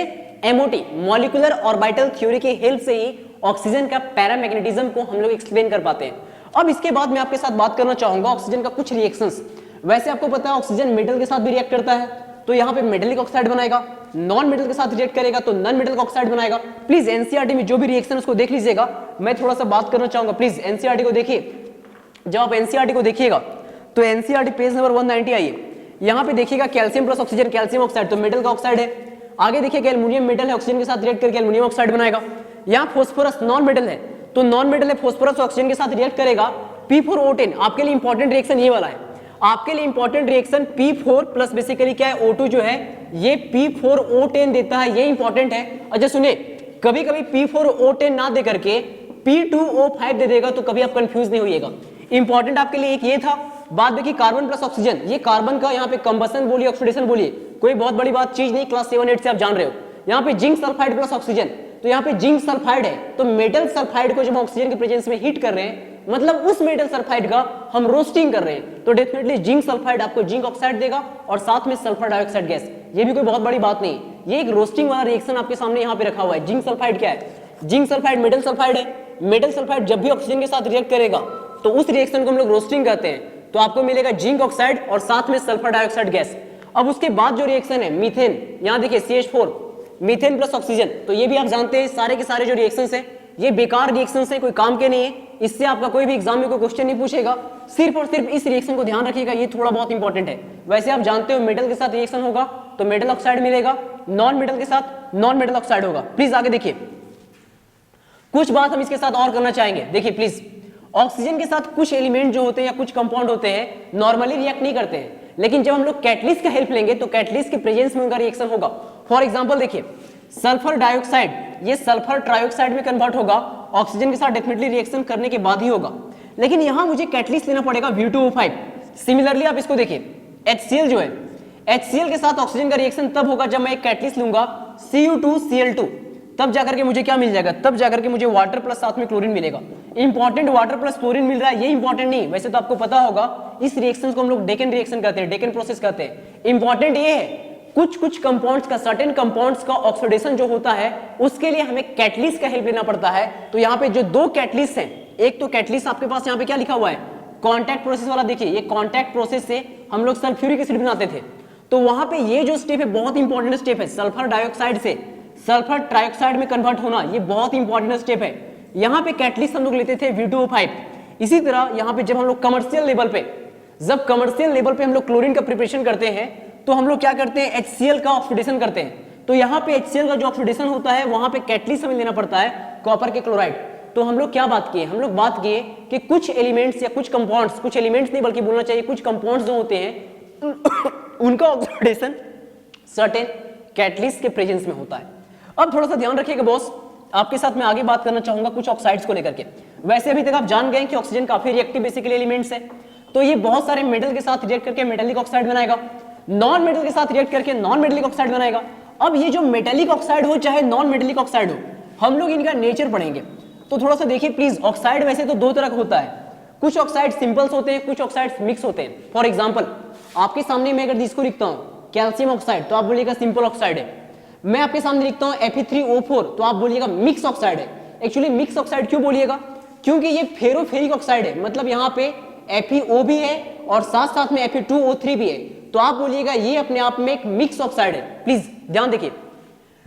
अब आपके साथ मैं बात करना चाहूंगा, आपके एनसीईआरटी में एक एग्जांपल और दिया है मिक्स ऑक्साइड का, एक लिखा हुआ है Pb3O4। ये जो Pb3O4 है ना, ये क्या है, PbO जो है ये 2 टाइम्स आप ले लीजिए और साथ में एक बार ले लीजिए PbO2, तो आप क्या बोलिएगा, आप बोलिएगा Pb3 हो जाएगा एंड O4 हो जाएगा। तो ये भी अपने आप में एक मिक्स ऑक्साइड है। हमारे सिलेबस में मिक्स ऑक्साइड नहीं पढ़ना है, हमें पढ़ना है सिंपल ऑक्साइड। जो सिंपल ऑक्साइड्स होते हैं, सिंपल ऑक्साइड में ध्यान रखिएगा बॉस, जो सिंपल ऑक्साइड होते हैं, कुछ ऑक्साइड जो होते हैं एसिडिक होते हैं, कुछ ऑक्साइड बेसिक होते हैं, कुछ जो ऑक्साइड होते हैं वो न्यूट्रल होते हैं, और कुछ ऑक्साइड एम्फोट्रिक होते हैं। तो जितने भी मिक्स ऑक्साइड हैं उसमें थोड़ा सा ध्यान रखिएगा प्लीज। एसिडिक ऑक्साइड कौन कौन है? आप बोलिएगा जितने भी नॉन मेटल ऑक्साइड है, जितने भी नॉन मेटल ऑक्साइड है, जितने भी नॉन मेटल ऑक्साइड्स हैं वो एसिडिक ऑक्साइड होते हैं। तो नॉन मेटल ऑक्साइड एसिडिक होते हैं एक्सेप्ट किनको छोड़ करके? आप बोलिएगा कार्बन मोनोऑक्साइड को छोड़ करके, उसके बाद नाइट्रोजन मोनोऑक्साइड को छोड़ करके, और साथ साथ में डाई नाइट्रोजन ऑक्साइड छोड़ करके। ये तीन ही न्यूट्रल ऑक्साइड है, ये तीन न्यूट्रल ऑक्साइड है बॉस, ये तीन न्यूट्रल ऑक्साइड है। बाकी दुनिया में जितने भी नॉन मेटल के ऑक्साइड है, दुनिया में जितना नॉन मेटल ऑक्साइड है, चाहे कार्बन डाइऑक्साइड हो, सल्फर डाइऑक्साइड हो, सल्फर ट्राइऑक्साइड हो, सारे के सारे आपको एसिडिक ऑक्साइड मिलेंगे। वो अलग बात हो सकता है कि किसी का एसिडिक कैरेक्टर, सॉरी, किसी का एसिडिक कैरेक्टर ज्यादा होगा, किसी का एसिडिक कैरेक्टर कम होगा, लेकिन जितने भी नॉन मेटल के ऑक्साइड होंगे वो एक्सक्लूसिवली एसिडिक होंगे। इस बात को ध्यान रखिएगा। अब आगे सुनिए, हम आपके साथ बात किए न्यूट्रल ऑक्साइड, तो इसका जवाब आपको मिल गया। तीन ही न्यूट्रल ऑक्साइड है, कार्बन मोनोऑक्साइड, नाइट्रोजन मोनोऑक्साइड और डाई नाइट्रोजन ऑक्साइड। अब आपके साथ में बात करना चाहूंगा बेसिक ऑक्साइड्स। जो बेसिक ऑक्साइड है, बेसिक ऑक्साइड बेसिकली कौन है? दुनिया में जितने भी मेटल के ऑक्साइड्स हैं, दुनिया में जितने भी मेटल ऑक्साइड्स हैं वो सारे के सारे बेसिक होते हैं एक्सेप्ट, थोड़ा ध्यान रखिएगा प्लीज, एक्सेप्ट में बेरिलियम का ऑक्साइड। ये बेरिलियम का ऑक्साइड एम्फोट्रिक होता है, टीन का ऑक्साइड ये भी एम्फोट्रिक होता है, गैलियम का ऑक्साइड ये भी एम्फोट्रिक होता है, एल्युमिनियम का ऑक्साइड ये भी एम्फोट्रिक होता है, जिंक का ऑक्साइड ये भी एम्फोट्रिक होता है, और लेड का ऑक्साइड ये भी एम्फोट्रिक होता है। ये मेटल के ऑक्साइड एम्फोट्रिक होते हैं। अगर मैं बात करना चाहूंगा जिंक ऑक्साइड तो आप बोलिएगा सर ZnO एम्फोट्रिक होगा। मैं बात करना चाहूंगा बेरिलियम ऑक्साइड, आप बोलोगे सर BeO एम्फोट्रिक होगा। मैं टीन के बदले बात करना चाहूंगा, आप बोलोगे सर SnO हो चाहे SnO2 हो, दोनों एम्फोट्रिक होगा। गैलियम तो आपको पता है कि गैलियम और एल्युमिनियम जो है ना, ये इस फार्मूला में फिट होगा Ga2O3 एल्युमिनियम Al2O3। एल्युमिनियम का ऑक्साइड, गैलियम का ऑक्साइड, जिंक का ऑक्साइड और लेड का जो दो ऑक्साइड होता है, एक होता है PbO और एक होता है PbO2। ये दोनों के दोनों ऑक्साइड जो होंगे एम्फोट्रिक होंगे। ओके, तो हम बोले कि बेसिकली आमतौर पे मेटल के ऑक्साइड होता है बेसिक, लेकिन ये जो मेटल है 6 metal, beryllium, tin, gallium, aluminium, zinc और लेड, इनके जो ऑक्साइड्स होंगे वो एम्फोट्रिक ऑक्साइड होंगे। क्या होंगे? एम्फोट्रिक। वैसे तो आपके साथ हम बात के S ब्लॉक में एक बेरिलियम है एम्फोट्रिक ऑक्साइड, और बाकी जो आप यहाँ पे 5 एलिमेंट देख रहे हैं, चाहे टीन देख रहे हैं, लेड देख रहे हो आप, गैलियम देख रहे हो, एल्युमिनियम देख रहे हो और जिंक देख रहे हो, तो जिंक हो गया एक D ब्लॉक वाला, ये जिंक हो गया D ब्लॉक वाला, और बाकी जो आप देख रहे हो गैलियम, एल्युमिनियम और लेड देख रहे हो, ये P ब्लॉक वाले। अब इसके साथ से थोड़ा सा ध्यान रखिएगा प्लीज, सुनिए, इसके साथ साथ एक बात आप और ध्यान रखिएगा, थोड़ा सुनिएगा। एम्फोट्रिक भी आपका हो गया, एक बात आपको ध्यान रखना है प्लीज, कुछ डी ब्लॉक के एलिमेंट्स हायर ऑक्सीडेशन स्टेट में एसिडिक होते हैं। फॉर एग्जांपल, आप डी ब्लॉक में एक मैंगनीज को देखिए Mn2O7, इसका ऑक्सीडेशन स्टेट +7 है, तो ये जो ऑक्साइड बनाएगा वो एसिडिक ऑक्साइड होगा। सिमिलरली जो CrO3 होगा, इसका भी ऑक्साइड एसिडिक होगा, क्योंकि यहाँ पे ऑक्सीडेशन स्टेट कितना है? +6। आप एक बार इसको बढ़िया से देख लीजिए। MnO मैंगनीज ऑक्साइड ये क्या है? बेसिक है, +2 ऑक्सीडेशन स्टेट। MnO2 का जब मैं बात करूं ऑक्सीडेशन स्टेट +4, ये क्या होगा? ये एम्फोट्रिक होगा। ये बेसिक है बॉस, ये एम्फोट्रिक है। और जब मैं बात करूंगा आपके साथ Mn2O7 का, जब ऑक्सीडेशन स्टेट +7 होगा तो ये क्या हो जाएगा? एसिडिक। आप बोलिएगा कि सर जैसे जैसे ऑक्सीडेशन स्टेट बढ़ेगा वैसे वैसे पोलराइजेशन बढ़ेगा, वैसे वैसे कोवेलेंट कैरेक्टर बढ़ेगा और वैसे वैसे एसिडिक कैरेक्टर भी बढ़ेगा। आप यहाँ पे देख लो ना, मैंगनीज का ऑक्साइड +2 में ये क्या था? यहाँ +2 में ये बेसिक था, +4 में क्या हो गया? एम्फोट्रिक हो गया, और +7 में क्या हो गया? एसिडिक हो गया। आप बोले कि डी ब्लॉक के जो वेरिएबल ऑक्सीडेशन स्टेट शो करते हैं मेटल्स, उनके हायर ऑक्सीडेशन स्टेट जो होते हैं वो लेस बेसिक होते जाते हैं। क्या होते जाते हैं? Less basic. Higher oxidation state less basic होते जाएगा। इसका मतलब लेस बेसिक, देखिए यहाँ पे बेसिक है, ये लेस बेसिक होते होते एम्फोट्रिक हो गया, और इतना ज्यादा लेस बेसिक हो गया कि इसमें एसिडिक कैरेक्टर आ गया, और ये जो है एसिडिक हो गया। इसी तरह सिमिलरली आप बोलिएगा क्रोमियम के केस में, आप बोलिएगा जो सर जो CrO है, क्रोमियम का जो ऑक्साइड CrO है, जो क्रोमियम का ऑक्साइड CrO है, क्रोमियम का ऑक्साइड जो CrO है वो बेसिक है, Cr2O3 जो है एम्फोट्रिक है, और CrO3 जो है ये क्या है? एसिडिक है। ये क्या है? एसिडिक। आप बोले सर +2 ऑक्सीडेशन स्टेट में क्रोमियम, फटाक से बोलिए क्या है? बेसिक है। +3 में क्या है? एम्फोट्रिक है, और +6 में क्या है? एसिडिक है। तो आप बोल रहे हैं डी ब्लॉक में जो हायर ऑक्सीडेशन स्टेट वाले जो बेसिकली होते हैं मेटल ऑक्साइड, उनका बेसिक नेचर घटते जाता है और धीरे धीरे एसिडिक नेचर बढ़ते जाता है।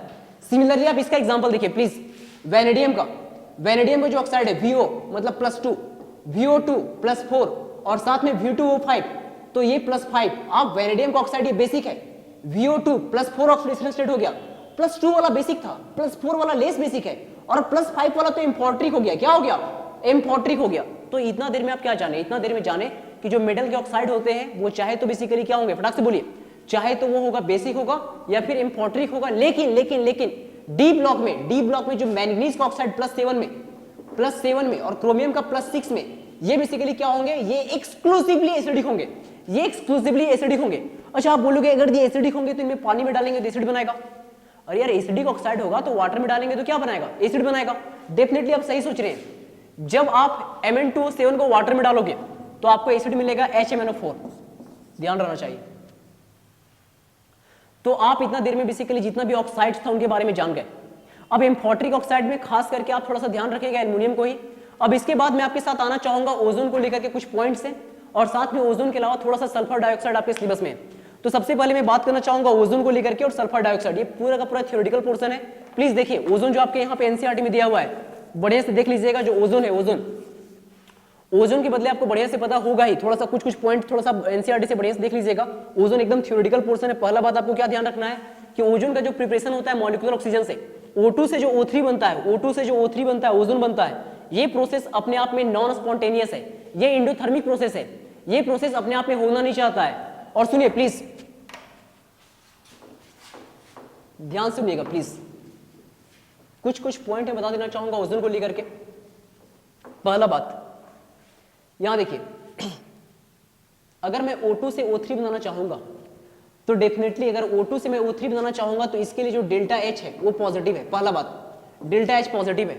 सुनिए, मतलब ये रिएक्शन एंडोथर्मिक है, ये रिएक्शन एंडोथर्मिक है। तो इस रिएक्शन को हम साइलेंट डिस्चार्ज में करते हैं, साइलेंट डिस्चार्ज में करते हैं, क्योंकि एंडोथर्मिक कंडीशन में ऐसा ना हो कि ओजोन बनाना चाह रहे हैं और बॉन्ड ही ब्रेक कर जाए। तो इस बात को ध्यान रखिएगा। अच्छा, जब भी साइलेंट डिस्चार्ज में हम ओजोन का प्रिपरेशन करेंगे तो ओजोन मुझे 10% तक ही मिलेगा। अगर मुझे 10% से ज्यादा बेसिकली कंसंट्रेशन चाहिए ओजोन का, तो उसके लिए कंसंट्रेशन ज्यादा चाहिए तो मुझे ओजोनाइजर का हेल्प लेना पड़ता है। अगर ओजोनाइजर का हेल्प लेंगे तभी ओजोन का कंसंट्रेशन हमें ज्यादा से ज्यादा मिलेगा। इस बात को ध्यान रखिएगा। अच्छा, दूसरा बात सुनिए प्लीज, आप यहां पे क्या देखिए, आप देखिए कि मॉलिक्यूलर ऑक्सीजन से जब ओजोन हम बनाएंगे तो रिएक्शन अपने आप में एंडोथर्मिक है। तो पहला बात आप डेल्टा H देख लीजिए, पॉजिटिव है। अच्छा, आप दूसरा बात देखिए तो आप बोलिएगा सर मॉलिक्यूलर ऑक्सीजन से ओजोन मिलेगा तो यहाँ पे 3 गैसेस मोल और यहाँ मात्र 2 गैसेस मोल है। अगर जस्ट रिएक्शन को उल्टा कर देते हैं सर, अगर ओजोन से मुझे अगर यदि मॉलिक्यूलर ऑक्सीजन चाहिए तो डेफिनेटली इस केस में डेल्टा H क्या हो जाएगा, इस केस में डेल्टा H मुझे नेगेटिव मिलेगा। पहला बात, मतलब ओजोन से अगर मॉलिक्यूलर ऑक्सीजन मिलेगा तो डेल्टा H वाली बात क्या है, नेगेटिव। दूसरी बात आप बोलिएगा डेल्टा S, तो आप बोलिएगा सर इधर 2 गैसेस मोल है, इधर 3 गैसेस मोल है। मतलब ओजोन से अगर ऑक्सीजन मिलेगा तो डेफिनेटली 3 गैसेस मोल मिलेगा। अगर 3 गैसेस मोल मिलेगा इसका मतलब क्या, एंट्रोपी बढ़ेगा। क्या बढ़ेगा, एंट्रोपी बढ़ेगा। मतलब डेल्टा S पॉजिटिव है। तो आप कहिएगा कि जब भी डेल्टा S पॉजिटिव है और डेल्टा H नेगेटिव है तो डेफिनेटली कह सकते हैं कि डेल्टा G भी नेगेटिव होगा। डेल्टा G भी क्या होगा, नेगेटिव, क्योंकि आपको पता है कि डेल्टा G बराबर क्या होता है G, delta H minus T delta S। आप कह रहे हैं कि डेल्टा S क्या है, पॉजिटिव है, और डेल्टा H क्या है, नेगेटिव है। तो डेफिनेटली हर केस में डेल्टा G तो नेगेटिव ही मिलेगा। तो आप कहना चाह रहे हैं कि हमेशा ओजोन कन्वर्ट होना चाहेगा मॉलिक्यूलर ऑक्सीजन में। आप इसको देखिए, ओजोन बेसिकली आमतौर पर डिसोसिएट कर जाता है मॉलिक्यूलर ऑक्सीजन में, साथ में देता है नेसेंट ऑक्सीजन। अगर साथ में नेसेंट ऑक्सीजन दे रहा है तो आप कह सकते हैं कि ओजोन एक अच्छा ऑक्सीडाइजिंग एजेंट है, ओजोन एक अच्छा ऑक्सीडाइजिंग एजेंट है। इस बात को भी ध्यान रखिएगा। अच्छा, ओजोन अगर एक अच्छा ऑक्सीडाइजिंग एजेंट है तो आपके एनसीईआरटी में 2 बेसिकली रिएक्शन दिया हुआ है। एक लिखा हुआ है लेड सल्फाइड। ये जो लेड सल्फाइड है, लेड सल्फाइड के साथ जब ओजोन का रिएक्शन करते हैं तो सल्फाइड मतलब यहाँ पे सल्फर -2 ऑक्सीडेशन स्टेट में था, हम बोलना चाह रहे हैं लेड सल्फाइड। देखिए प्लीज बढ़िया से, आप इसको देखिए, आपके सामने लिखा हुआ है लेड सल्फाइड PbS। जब इसका हम ओजोन के साथ रिएक्शन करेंगे तो लेड सल्फाइड बेसिकली यहाँ पे क्या हो जाएगा, मुझे मिलेगा लेड सल्फेट मिलेगा और साथ में ऑक्सीजन। यहां देखिए प्लीज, लेड सल्फाइड में सल्फर का ऑक्सीडेशन स्टेट कितना था, -2, और यहां पे सल्फर का ऑक्सीडेशन स्टेट कितना है जी, +6। तो आप बोले ओजोन एक अच्छा ऑक्सीडाइजिंग एजेंट है। अभी आप बात किए थे O3 से कटी थी O2 प्लस नेसेंट ऑक्सीजन मिलेगा, और ये जो नेसेंट ऑक्सीजन है इसी के कारण हम कह सकते हैं कि ओजोन अपने आप में एक बहुत अच्छा ऑक्सीडाइजिंग एजेंट है, पहली बात। और दूसरी बात, अगर नेसेंट ऑक्सीजन मिल रहा है इसका मतलब जहां जहां नेसेंट ऑक्सीजन मिलेगा आप कह सकते हैं वो सब्सटेंस के पास ब्लीचिंग प्रॉपर्टी भी होगा, तो ओजोन एक अच्छा ब्लीच के तौर पे इस्तेमाल होगा। ओजोन ब्लीच के तौर पे क्यों इस्तेमाल होगा, क्योंकि ओजोन जब डिकम्पोज होगा तो मुझे क्या मिलेगा, नेसेंट ऑक्सीजन, और नेसेंट ऑक्सीजन का मिलना मतलब हम ये कह सकते हैं ओजोन के पास ब्लीचिंग एक्शन भी है। और दूसरी बात हम क्या बोले, ओजोन एक अच्छा ऑक्सीडाइजिंग एजेंट है। एक तो आप बोले लेड सल्फाइड को बेसिकली क्या है कि सल्फेट में यहाँ पे +6 -2 से +6 ऑक्सीडेशन स्टेट में इसको क्या कर दिया, ऑक्सीडाइज कर दिया। अब दूसरा ध्यान रखिए, आयोडीन को जब -1 से आयोडीन को -1 से एक्वस मीडियम में -1 से एक्वस मीडियम में ओजोन जो है इसको 0 ऑक्सीडेशन स्टेट में -1 से 0 ऑक्सीडेशन स्टेट में लेके चला जाएगा। तो इतना देर में आप क्या बात किए, इतना देर में आप बात किए ओजोन एक अच्छा ऑक्सीडाइजिंग एजेंट भी है, ओजोन एक अच्छा ऑक्सीडाइजिंग एजेंट भी है। फिर आपके एनसीईआरटी में एक बात और लिखा है, बोल रहा है जब एक्सेस ऑफ पोटेशियम आयोडाइड के साथ, जब एक्सेस ऑफ पोटेशियम आयोडाइड के साथ जब हम ओजोन को रिएक्ट करेंगे तो क्या है कि आयोडीन गैस लिबरेट होगा। क्या गैस लिबरेट होगा, आयोडीन गैस लिबरेट होगा। और आयोडीन गैस लिबरेट होगा तो इससे मुझे बेसिकली क्या है ना, जब आयोडीन गैस लिबरेट होगा और जब हम स्टैंडर्ड सॉल्यूशन ऑफ हम इस्तेमाल करेंगे सोडियम थायोसल्फेट का, तो इससे हम ओजोन का क्वांटिटेटिव एनालिसिस भी कर सकते हैं। प्लीज बढ़िया समझिए, हम बोले पोटेशियम आयोडाइड सुनिए, पोटेशियम आयोडाइड अगर एक्सेस में रहा इसमें पास कराएंगे ओजोन, क्या पास कराएंगे, ओजोन। और ओजोन अगर इसमें हम पास कराएंगे पोटेशियम आयोडाइड में अगर ओजोन पास कराइएगा तो आयोडीन गैस मिलेगा। और आयोडीन गैस मिलेगा सोडियम थायोसल्फाइड के स्टैंडर्ड सॉल्यूशन के साथ, आप बेसिकली क्वांटिटेटिव एनालिसिस भी कर सकते हैं ओजोन का। अब इसके बाद थोड़ा सा ध्यान रखिएगा, जो ओजोन है, आज जो ओजोन का आप लेयर देख रहे हो, मतलब सारा का सारा थ्योरेटिकल पोर्शन आप एनसीईआरटी से अपने इसको रीडिंग मार सकते थे। आज जो आप यहाँ पे देखते हो, सॉरी यहाँ पे एटमॉस्फेयर में जो ओजोन को आप देखते हो, आपको पता है जो भी सुपरसोनिक जेट वगैरह होते हैं वो गैस लिबरेट करते हैं, एनओ। अभी जो नाइट्रोजन का मोनोऑक्साइड है ओजोन के साथ जैसे रिएक्ट करेगा, आपको पता है ओजोन एक अच्छा ऑक्सीडाइजिंग एजेंट है, एनओ को ऑक्सीडाइज कर देगा NO2 में, और साथ में बेसिकली मिलेगा ऑक्सीजन। तो आप क्या बोले, इससे क्या होगा, ओजोन का लेयर का डिप्लेशन होगा। जहां पे ओजोन था वो ओजोन बेसिकली डिप्लेट हो गया, और ओजोन डिप्लेट हुआ और बेसिकली NO को कन्वर्ट कर दिया NO2 में। तो आप बोल रहे हैं कि जो सुपरसोनिक जेट वगैरह प्लेन वगैरह चलता है उसके कारण भी ओजोन लेयर का डिप्लेशन होते जा रहा है। तो ओजोन पूरा का पूरा हमारा हो गया। अब आपके सिलेबस में थोड़ा बहुत क्या है, सल्फर डाइऑक्साइड है, तो सल्फर डाइऑक्साइड का थोड़ा सा प्रिपरेशन देखेंगे और थोड़ा बहुत उसका भी प्रॉपर्टीज देखते हैं। तो एक काम कीजिए, एनसीईआरटी में थोड़ा सा देखिए प्लीज। एनसीईआरटी में आपका यहाँ पे सल्फर डाइऑक्साइड का 3 तरीका लिखा होगा। एक तो सल्फर को नॉर्मली बेसिकली बर्न करेंगे तो सल्फर डाइऑक्साइड मिल जाएगा। पहला तरीका आपके पास क्या है, फर्स्ट तरीका आपके पास है सल्फर को आप बर्न कीजिए, आपको सल्फर डाइऑक्साइड मिलेगा। दूसरा तरीका है सल्फाइड से। पहला तरीका क्या है, सल्फर को बर्न करना है, सल्फर को आप बर्न करोगे, सल्फर को बर्न करोगे तो आपको सल्फर डाइऑक्साइड मिलेगा। दूसरा तरीका है सल्फाइड, दूसरा तरीका जो है मेरे पास है वो सल्फाइड। प्लीज सुनिए, सल्फाइड के साथ जब हम रिएक्शन करेंगे एसिडिक मीडियम में, कौन सा मीडियम में, एसिडिक मीडियम, मतलब H+ के प्रेजेंस में सल्फाइड का जब रिएक्शन करेंगे तो मुझे मिल जाएगा सल्फर डाइऑक्साइड। और तीसरा बेसिकली आपके पास क्या तरीका है, तीसरा तरीका है कि सर रोस्टिंग प्रोसेस, रोस्टिंग मतलब मेटल सल्फाइड को जब भी हम ऑक्सीडेशन करेंगे, मेटल सल्फाइड को ऑक्सीडेशन करेंगे तब भी मुझे क्या मिलेगा, सल्फर डाइऑक्साइड मिलेगा। तो this was all about sulphur dioxide. Sulphur dioxide का प्रिपरेशन हो गया। अब सल्फर डाइऑक्साइड का प्रिपरेशन के बाद आपको पता है कि सर सल्फर डाइऑक्साइड क्या है, एक नॉन मेटल का ऑक्साइड है। अगर वाटर के साथ इसका हम रिएक्शन करेंगे तो डेफिनेटली मुझे क्या मिलेगा, नॉन मेटल का ऑक्साइड था, मतलब एसिडिक ऑक्साइड था। और वाटर के साथ अगर मैं रिएक्शन करूंगा तो मुझे क्या मिलेगा, एसिड मिलेगा, मुझे क्या मिलेगा, एसिड मिलेगा। अब यहां देखिए सल्फर डाइऑक्साइड ऑक्सीडेशन स्टेट कितना है, +4 है। वाटर के साथ आप रिएक्शन करोगे तो आपको क्या मिलेगा, H2SO3। यहां भी ऑक्सीडेशन स्टेट कितना है, +4 ही है। तो आपको पता है कि 99% केस रिएक्शन में जब भी हम रिएक्शन करते हैं, वाटर के साथ हाइड्रोलाइसिस करते हैं या फिर एसिड बेस रिएक्शन करते हैं, तो वो नॉन रिडॉक्स रिएक्शन होते हैं। क्या होते हैं, नॉन रिडॉक्स रिएक्शन। कुछ एक्सेप्शन को छोड़ दे तो आमतौर पे ये नॉन रिडॉक्स रिएक्शन ही होते हैं। तो आप बोले सल्फर डाइऑक्साइड जहां ऑक्सीडेशन स्टेट कितना था, +4 था, हम बोले कि इसको वाटर के साथ अगर हम इसका रिएक्शन करेंगे तो मुझे मिलेगा एक एसिड मिलेगा, H2SO3। हम बोलना चाह रहे हैं कि सल्फर डाइऑक्साइड का जब हम रिएक्शन कराएंगे सोडियम हाइड्रोक्साइड के साथ जो एक अल्कली है, तो इसके साथ जब आप रिएक्शन करोगे तो यहां देखिए प्लीज, ये नॉन मेटल का ऑक्साइड है। नॉन मेटल का ऑक्साइड मतलब सर एसिडिक ऑक्साइड, और सामने ये क्या है, सोडियम हाइड्रोक्साइड मतलब अल्कली है। एक तरह से सामने यहाँ पे एसिड है और यहाँ पे बेस है, तो डेफिनेटली सॉल्ट प्लस वाटर मिलेगा। अरे क्या मिलेगा, salt plus water. Oxidation state change नहीं होगा, यहाँ +4 था। आपको पता है एसिड प्लस बेस का रिएक्शन जो होता है नॉन रिडॉक्स होता है। क्या होता है, नॉन रिडॉक्स। तो डेफिनेटली यहाँ ऑक्सीडेशन स्टेट अगर सल्फर का +4 है तो इसके साथ जब रिएक्शन होगा तो मुझे मिलेगा सोडियम हाइड्रोजन सल्फाइड मिलेगा, जहां ऑक्सीडेशन स्टेट फिर से +4 होगा और साथ में मिलेगा वाटर। तो this was all about sulphur dioxide. थोड़ा एक बात और ध्यान रखिएगा, सल्फर डाइऑक्साइड को जब जब मौका मिलेगा, सल्फर डाइऑक्साइड का ऑक्सीडेशन स्टेट कितना है, +4, जब जब इसको मौका मिलेगा तो ये क्या करेगा, सामने वाला को बेसिकली क्या करेगा, रिड्यूस करेगा और खुद क्या हो जाएगा, ऑक्सीडाइज। सल्फर डाइऑक्साइड जिसका ऑक्सीडेशन स्टेट +4 है, ये जाना चाहेगा +6 में, SO3 में कन्वर्ट होना चाहेगा। आप बोलिएगा +4 से +6 में जाना चाहेगा। और साथ साथ में देखिए प्लीज, अगर ये जा रहा है +4 से +6 में, मतलब अपने आप को ऑक्सीडाइज कर रहा है, तो हम कहेंगे सल्फर डाइऑक्साइड एक बहुत अच्छा रिड्यूसिंग एजेंट है। सल्फर डाइऑक्साइड अपने आप में एक बहुत अच्छा रिड्यूसिंग एजेंट है। This was all about sulphur dioxide. आपका ग्रुप नंबर 16 कंप्लीट होता है।